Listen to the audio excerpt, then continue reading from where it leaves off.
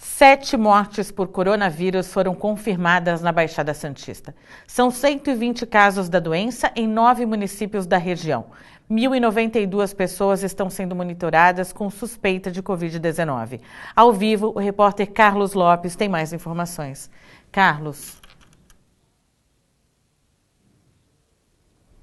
Jamile, boa noite a você, boa noite a todos que acompanham o Caderno Regional. Em Santos, no momento, há 96 casos confirmados do coronavírus e 4 mortes também confirmadas. Outras 16 estão em investigação por parte das autoridades. Suspeitos chegam a 374.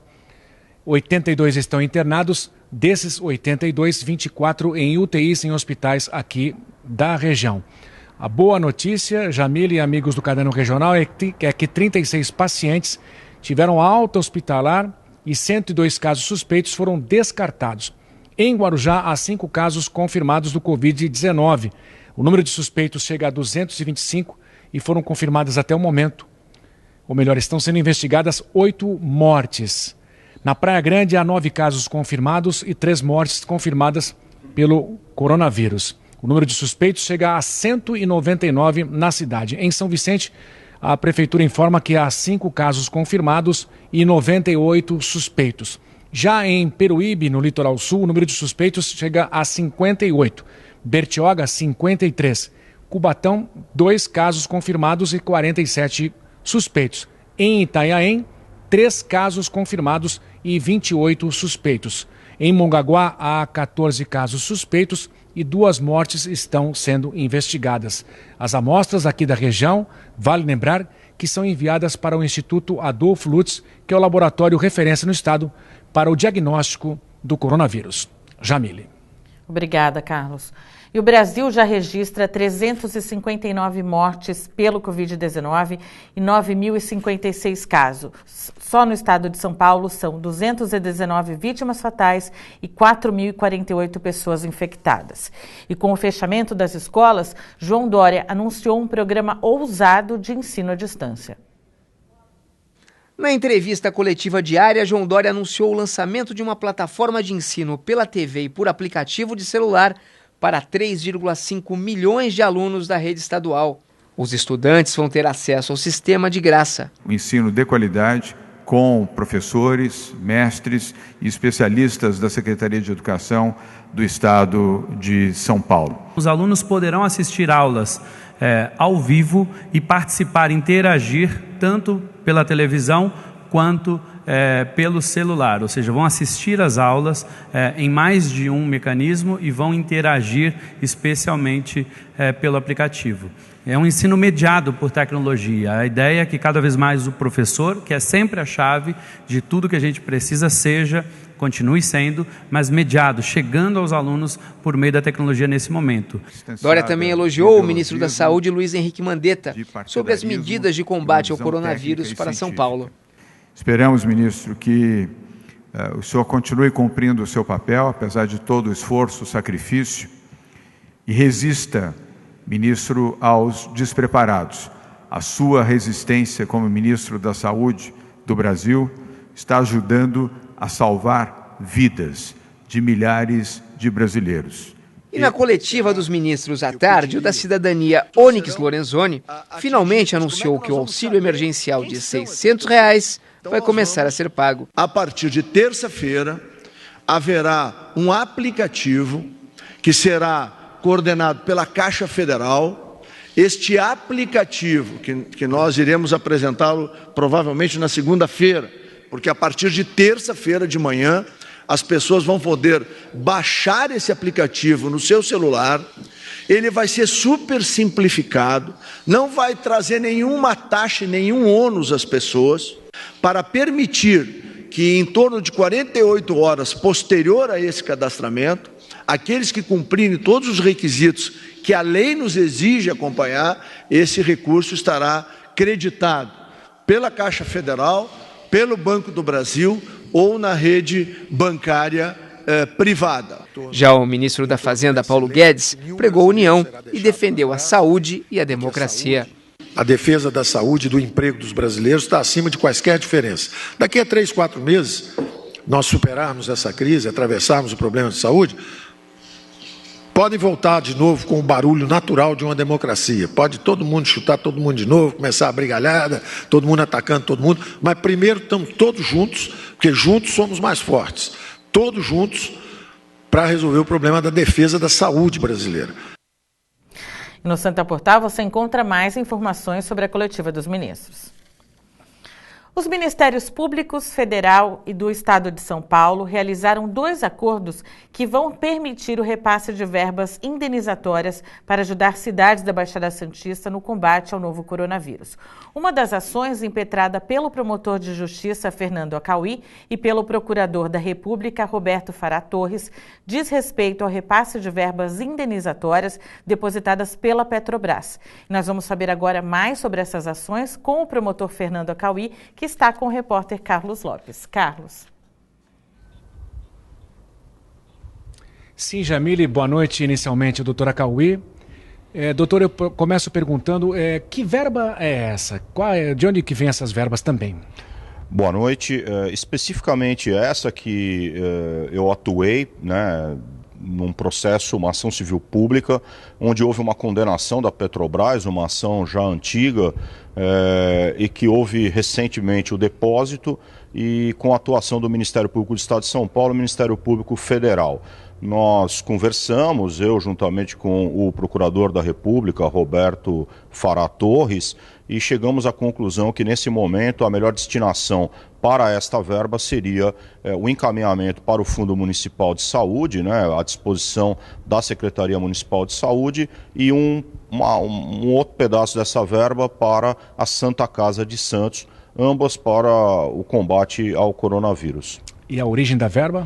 A origem, nesse caso específico, uma ação civil pública de natureza ambiental em que houve condenação por um fato lá de 1998 com relação à Petrobras. Já há também, por parte de um colega de promotoria aqui, o doutor Adriano Andrade, junto com o Ministério Público Federal, com o Procurador da República Antônio Dalloia, um pedido de liberação de uma verba de R$1.500.000, sendo 580 mil para o Fundo Municipal de Saúde de Santos, 490 mil para a Secretaria de Saúde de São Vicente, 430 mil para a Prefeitura do Guarujá. Ambos também numa ação civil pública ambiental, e ainda pende de decisão judicial, mas a gente sabe que os juízes têm sido muito sensíveis com relação a isso, até porque também há uma resolução do Conselho Nacional de Justiça recente, a 313/2020, que dispõe sobre o encaminhamento de verbas decorrentes de indenizações para a saúde. Doutor, muito obrigado, boa noite ao senhor. Voltamos com você aí no estúdio, Jamile. Obrigada, Carlos. Obrigada, doutora Acauí, pelos esclarecimentos. A tragédia provocada pelas chuvas que atingiram a Baixada Santista no início de março completa um mês hoje. Guarujá, Santos e São Vicente foram as 3 cidades mais castigadas pelas fortes chuvas. Onde antes viviam pessoas, agora há restrição total de acesso. Em Santos, a Defesa Civil interditou moradias atingidas pela chuva. E que chuva! Em um único dia caiu mais água do que o previsto para o mês inteiro. Não parava. A sensação que dava a todo instante é que algo muito ruim ia acontecer. E aconteceu. Santos, São Vicente e Guarujá viveram um pesadelo. 45 pessoas morreram. Tá tudo acabado, todo mundo perdeu tudo, tá todo mundo sem teto, todo mundo desabrigado. Foi um desespero enorme, o morro desabou. Não tenho nem o que falar, era cada estrondo na madrugada e as pessoas correndo, descendo o morro. A terra que desceu veio lá de cima, lá do alto do morro, veio desbarrancando tudo e levando tudo pelo caminho. A gente vê aqui embaixo, olha só, tem até uma moita de bambu que estava lá em cima do morro e veio descendo. O que se viu daí em diante foi uma busca desenfreada por sobreviventes. Você fica desesperado para tentar ajudar de alguma maneira, pelo menos essas famílias. A alegria e a fé de quem escapou. Todavia me alegrarei, ainda que a figueira não floresça, a árvore não dê fruto na vide, Eu sou José Oliveira Menta, todavia me alegrarei. E a tristeza de quem ficou para trás. Lado a lado, o caixão da mãe e do filho. Tatiana Lopes de Lima Gomes e Arthur Rafael de Lima foram vítimas do desabamento de terra no Morro do Macaco Molhado. Quem estava na linha de frente lutou, honrou a farda, perdeu a própria vida em nome do próximo. Antes de morrer, os cabos dos bombeiros Marcial Batalha e Rogério Moraes salvaram 40 pessoas até serem atingidos por um deslizamento. A voluntariedade, a doação da própria vida foi o ato extremo em prol daquilo que ele sempre acreditou.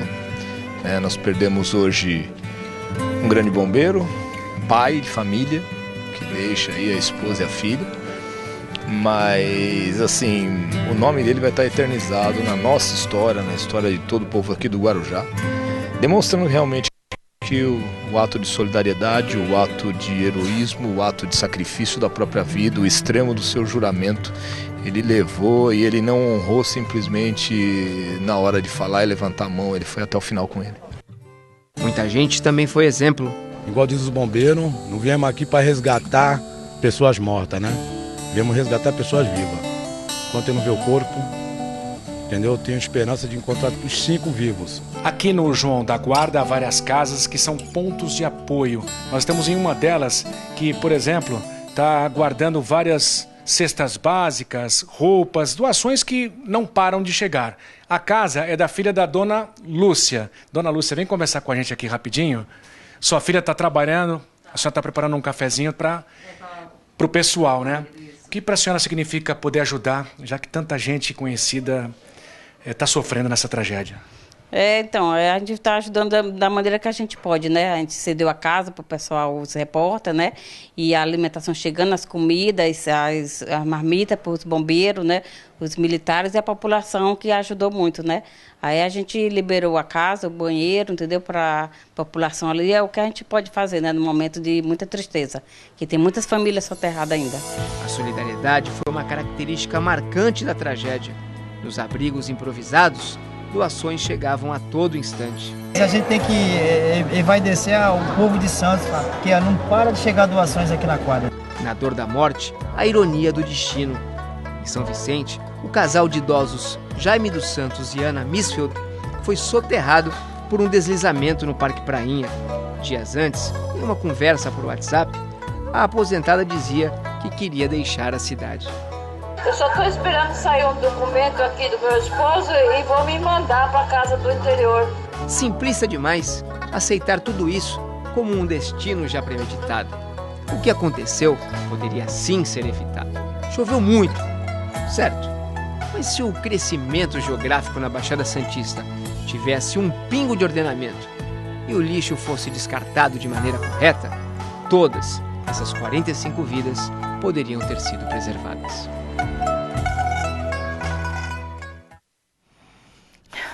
E quando nós vemos tudo isso que aconteceu nesses morros, fica difícil imaginar que há solução para o problema. Mas ela existe sim. Exemplo disso é o que foi feito com moradores do bairro Cota 200, em Cubatão. Após o projeto de recuperação socioambiental da Serra do Mar, medo das chuvas, mortes e riscos não fazem parte da realidade do local. A vista daqui de cima é um privilégio. A Serra do Mar, as cidades... Realmente não é de qualquer lugar que se pode ter essa paisagem. Estamos na Cota 200, em Cubatão. Ruas estreitas, gente que fica vendo o tempo passar na porta de casa. Até parece uma cidadezinha do interior.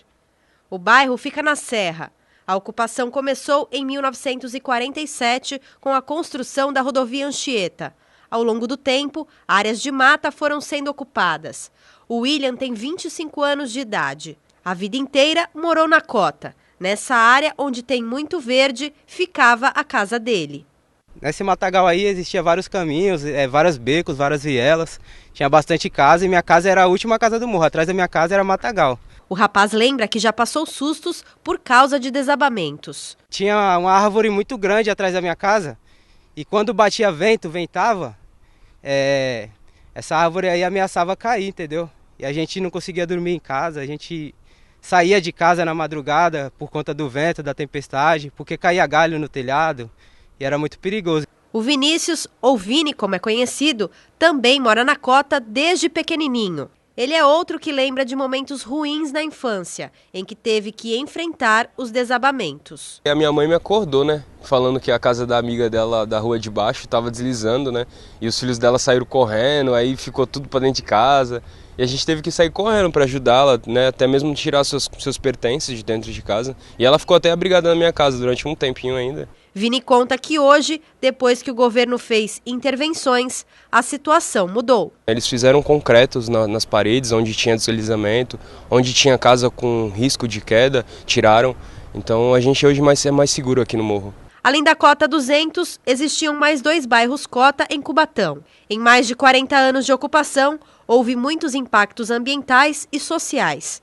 Em 2007, teve início o programa Serra do Mar, uma parceria entre o governo do estado, a CDHU e o BID, o Banco Interamericano de Desenvolvimento, que buscaram recuperação ambiental e a melhoria das condições de vida dos moradores. Mais de 7.000 famílias já foram atendidas.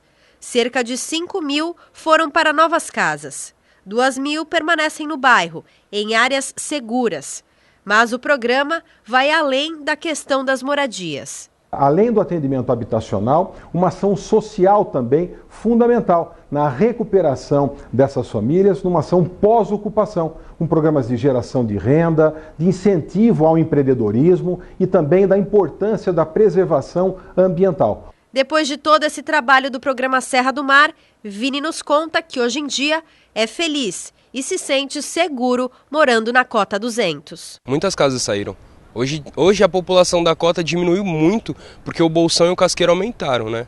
Aumentaram o casqueiro, aumentou o bolsão e a cota diminuiu, né? Ficou mais enxuta, mas ficou muito melhor assim. Mas ele lembra que mesmo assim o bairro precisa de cuidados. Falta um pouco mais de luz pra gente aqui, onde tem ruas que também não tem tanta iluminação. E algumas quadras que não tem luz, campo mesmo de futebol não tem luz, praça para brincar, brinquedos assim não tem tanto. O ônibus é o que mais precisa, né, pra gente. Às vezes tem um ônibus rodando na linha, 2 ônibus rodando. Para um bairro grande que nem o nosso, é muito pouco. Ações concretas para impedir novas ocupações irregulares é a grande solução para evitar mortes causadas por deslizamentos em encostas. E esse tem sido um desafio das autoridades da região. Nas 9 cidades da região metropolitana da Baixada Santista, 64 mil pessoas moram em áreas de risco. A maior parte dessas moradias está em Santos. São cerca de 11 mil. O município criou uma força-tarefa para impedir novas invasões nas encostas. As ações mobilizam vários setores. Reúne a Regional dos Morros, que é a subprefeitura, a Defesa Civil, a Polícia Militar e a Guarda Municipal. O monitoramento de áreas de risco, como o Morro São Bento, conta com o apoio de imagens de satélite e de drones. Denúncias pelo telefone 153 da Guarda Municipal são fundamentais para evitar novas invasões. Através dela que nós conseguimos estar mapeando todos os locais de risco onde estão ocorrendo as invasões nos morros. São Vicente e Praia Grande também criaram uma força-tarefa para impedir ocupações em áreas de risco. No Guarujá, onde há mais de 4.600 moradias nessa situação, a força-tarefa atua desde 2010. Nós trabalhamos diuturnamente atendendo desde invasão de área pública e a eventos irregulares e som abusivo. Segundo Valéria, 105 moradias que apresentam algum risco já foram demolidas na cidade. Complementando a nossa ação, a gente acompanha as áreas que foram devastadas ou que a estrutura foi demolida para que não seja novamente invadida. E embora tenha acabado o risco dos desabamentos causados pelas chuvas do mês passado, o trabalho da Defesa Civil continua. Sobre isso, nós voltamos a falar com o repórter Carlos Lopes, que está com representantes da Defesa Civil de Santos e Guarujá. Carlos. Isso mesmo, Jamília. Eu começo conversando com o coronel Daniel Onias, que é o coordenador da Defesa Civil de Santos. Faço a mesma pergunta para os dois. Coronel, o que vem sendo feito para que novas tragédias não aconteçam? Muito trabalho já foi também feito, né? Sim. A Prefeitura está trabalhando agora na ajuda humanitária, assistência às famílias, né? Dos 398 famílias cadastradas, 290 já receberam o auxílio moradia. E os demais setores da Prefeitura estão trabalhando com as intervenções. né? Recuperação de vias, já tem 6 obras iniciadas e outras virão. E a Defesa Civil continua trabalhando e orientando as famílias a não reocuparem essas moradias interditadas, porque há sério risco, todas foram afetadas seriamente, há risco geológico, então não deve voltar, até porque tem vento forte previsto, pode vir chuva, deve manter realmente a orientação de ficarem fora dessas moradias. Coronel, agora eu peço que o senhor entregue o microfone rapidamente. Átila Gregório é o diretor da Defesa Civil de Guarujá. O que vem sendo feito no seu município? Boa noite. Boa noite. Bom, pelo município de Guarujá, nós continuamos monitorando toda a região de Morros, né? Nós promovemos preventivamente 830 interdições de moradias logo no início. Essas interdições começaram a resultar em algumas demolições, né? Já passamos de 100 demolições e, dependendo do decorrer do tempo e a análise dos nossos geólogos, as áreas poderão ser retomadas, né? As pessoas poderão voltar para as casas que estavam interditadas. Com relação a essa parte de ajuda social também está sendo feito e já temos muitas famílias incluídas. Muito obrigado aos dois pela participação e boa sorte, boa noite para vocês. Voltamos com você, Jamile. A Anvisa está acompanhando o desembarque dos tripulantes do navio Scenic Eclipse, que está atracado no Porto de Santos desde ontem. Essas pessoas que estavam a bordo receberam autorização para voltar aos seus países. Os desembarques são feitos de acordo com a agenda dos voos de retorno dos tripulantes e deve prosseguir até o dia 8. Envolvendo 54 tripulantes, o navio não precisou fazer quarentena, pois não registrou nenhum caso de pessoa com sintomas a bordo. Além disso, permaneceu no mar, sem atracar em nenhum porto por 26 dias. Com a chegada de uma frente fria amanhã, estão previstos períodos com chuva em toda a Baixada Santista nesse sábado.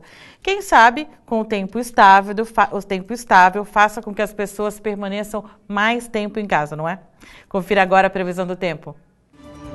O dia amanhece chuvoso em Santos, mas a previsão é que à tarde o tempo melhore. As temperaturas ficam entre 22 e 30 graus. O mesmo acontece no Guarujá, onde há 90% de chances de chover, máxima de 32 graus e mínima de 22. Em Cubatão, o dia será instável, com chuva pela manhã e sol à tarde. As temperaturas giram entre 22 e 30 graus. Em São Vicente, o tempo será nublado e chuvas periódicas podem ocorrer no início do dia. A máxima será de 30 e a mínima de 22 graus. As temperaturas em Praia Grande vão ficar entre 22 e 31 graus. O tempo oscila entre os períodos, podendo chover e fazer sol. Assim como as outras cidades da Baixada Santista, Mongaguá também terá uma manhã chuvosa, mas uma tarde ensolarada. A máxima será de 31 e a mínima de 21 graus. De acordo com o Núcleo de Pesquisas Hidrodinâmicas da Unisanta, devem ocorrer ventos fortes e agitação marítima a partir da madrugada deste sábado em toda a região. A previsão é que a maré ultrapasse os 2 metros e há possibilidade de alagamentos em Santos. O Caderno Regional de hoje fica por aqui. Mande sua sugestão pelo telefone 982288219. Continue com a nossa programação e se mantenha bem informado pelo Santa Portal. Obrigada mais uma vez pela sua companhia. Um excelente fim de semana. Até segunda. Tchau.